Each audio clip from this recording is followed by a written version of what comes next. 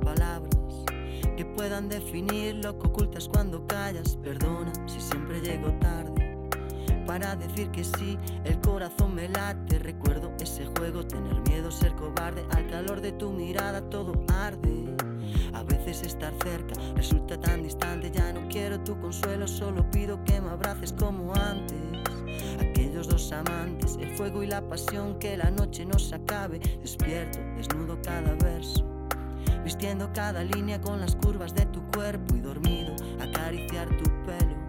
Las veces que escuché de tus labios un te quiero. Tener algo de sexo, tu piel sobre mi pecho. Llegar hasta el orgasmo, tirados por el suelo para luego quedarnos en silencio.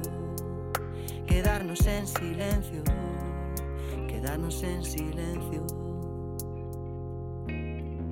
Quizás mirar atrás sea una pieza más para entender por qué ya nada es igual. Espero sin saber todo lo que vendrá, con la esperanza de llegar hasta el final.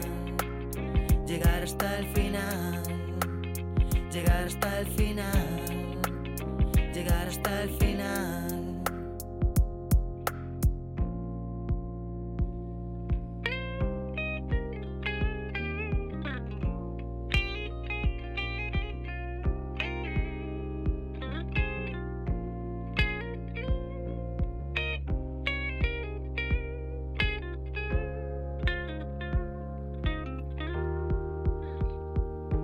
Con temor a que te alejes y me dejes, voy contando los segundos que me faltan para verte. No me llamas, no me hablas, ¿qué pretendes?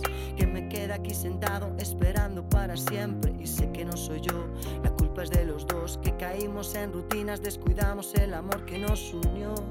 En aquella habitación la cama está deshecha, las sábanas vacías, vacías de caricias, de deseos, de sonrisas. Te fuiste muy temprano, una mañana fría, yo sin tiempo a darme cuenta de que ya no me querías. ¿Y qué le voy a hacer si miro ya no estás? Yo no puedo retenerte, la suerte fue quererte. Me siento afortunado por estar allá a tu lado. Cada rato que pasamos un regalo, de verdad valió la pena estar enamorado.